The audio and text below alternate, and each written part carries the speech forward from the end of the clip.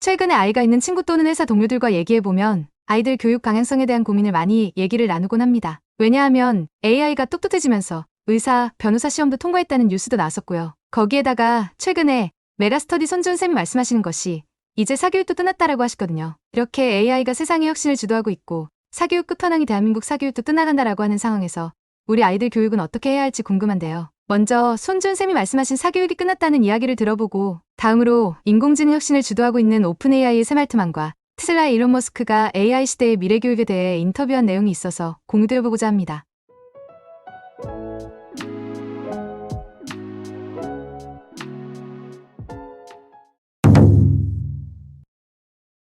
사교육이 네. 어떤 면에서는 마지막 단계에 와 있어요. 지금이요? 네. 왜 그렇죠?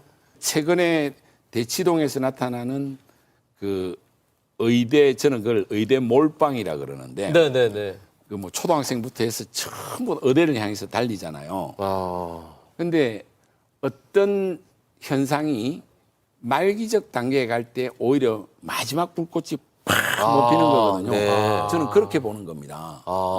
왜 그렇게 또 보느냐면 인구 구조를 잘 보셔야 됩니다. 2002년부터 2016년 사이에 출생아 수는 40만 대를 유지하는데요. 2017년생부터 35만으로 떨어지면서 작년에는 24만 9천까지 확 떨어졌거든요. 불과 6년 사이에 인구가 15만 주는 거는 이거는 뭐 엄청난 사태가 일어난 거예요. 출생아 기준으로. 네. 예. 그런데 그 2017년생이 대학에 가는 학년도가 2036학년도거든요. 한 10년 좀 더 남았죠. 네네. 그때쯤 되면 수도권 대학이 미달이 납니다. 지금 대학 정원이 그대로 유지된다고 전제할 때 7등급, 8등급만 해도 인서울이 충분히 되면 그렇게 대학 들어가는데 많은 투자를 할 일이 없잖아요. 이제는 좀 바뀔 것이다. 그러니까 사교육에 들어가는 비용도. 소수의 메디칼 쪽만 남아있지 네. 전체적인 사교육 시장은 초저출산 때문에 지는 분명히 약화될 시장이다. 수밖에 없다. 네, 알겠습니다.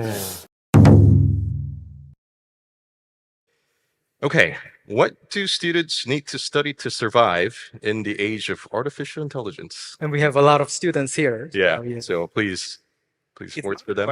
It's not a question of survival. You are about to enter, I think, like the greatest golden age of human possibility, technological development, economic growth. It's like, I think it's going to be quite fantastic.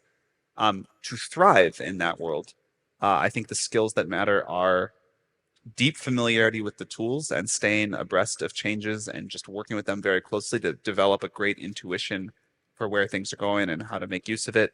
Resilience, a very ability to learn new things fast and adapt to them and sort of evolve yourself with the technology.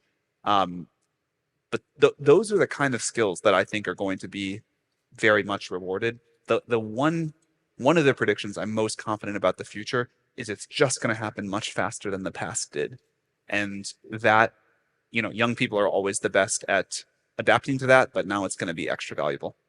Yep. And just to add to that, I mean, I think I agree with that framework incredibly much. And I think anytime you can choose a skill or a class or an activity to do that you feel aligns with the learning how to adapt to new technology, pick it for sure. But on specifics, I still think that software is actually a really important skill to build. And some of it is, it's not going to be about the mechanics. It's not going to be about the specifics of the programming language. It's not going to be about those details, but fundamentally getting computers to do what you intend. Like that's the world we're heading to. And so understanding the low level details of how it works, that's a starting point. And, we do see people who have never coded before who build some of the best AI applications. And so that's actually new, right? That you can actually get computers to do things without having to do it in this contort yourself to the machine. But I think it's still a really important skill. And the more that you can find sort of classes that help you layer your understanding from the low level to this highest level of communicating intent and philosophy of what it is that you even want from this machine. What do you want it to do? I think all of that will be critical for the future. Great. I want to end on one AI question. You have a lot of kids. I have some kids. I have one who's actually soon to go into the workforce. I struggle with how to advise him about a career when this technology exists and will only improve. I'm just curious, when you think about advising your children on a career with so much that is changing, what do you tell them is going to be of value?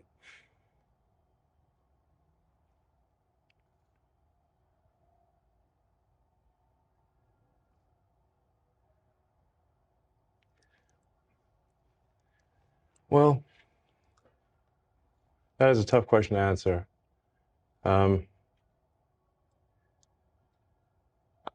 I guess I would just say, to sort of follow their heart in terms of what they find interesting to do or fulfilling to do, and try to be as useful as possible to the rest of society. If we do get to the sort of like magic genie situation where you can ask the AI for anything, and let's say it's even the benign scenario. Let's say it's a benign scenario. How do we actually find fulfillment? It's how do we find meaning in life if the AI could do your job better than you can? I mean, if I think about it too hard, it frankly can be just dispiriting and demotivating. Because, I mean, I go through. I've put a lot of blood, sweat, and tears into building the companies, and then I'm like, wait, well, should I be doing this? Because if I'm sacrificing time with friends and family that I would prefer to do, but then ultimately the AI can do all these things. Does that make sense? I don't know. To some extent, I have to have deliberate suspension of disbelief in order to remain motivated. So I guess I would say just, work on things that you find interesting, fulfilling, and that contribute some good to the rest of society. 오늘은 인공지능으로 인한 대혁신의 시대에 어떻게 자녀 교육을 해야 할지에 대한 고민에 대해서 알아보았는데요. 오픈AI의 샘알트만은 모든 게 빠르게 변하기 때문에 빠른 학습력과 적응력에 대해서 강조했었고요. 거기에 더해 오픈AI 공동 창업자 그렉 구룩만은 본질적으로 컴퓨터를 사람의 의도대로 움직이게 하는 소프트웨어에 대해서도 아는 것이 매우 중요하다고 강조했습니다. 그리고 테슬라의 일론머스크는 사회에 기여하는 것에 흥미를 갖게 하는 것, 그리고 가능한 인류의 유용한 사람이 되도록 교육하는 것에 대해서 강조하는 얘기를 했습니다. 오늘은 AI 시대의 미래 교육에 대해서 재밌는 내용을 함께 나눠보았는데요. 여러분들께서 생각하는 AI 시대의 교육에 대해서도 댓글을 많이 달아주시면 감사하겠습니다. 여러분들께 유익하고 도움되셨기를 바랍니다. 지금까지 인공지향이었습니다. 그럼 또 재밌는 인공지능 이야기로 만나요.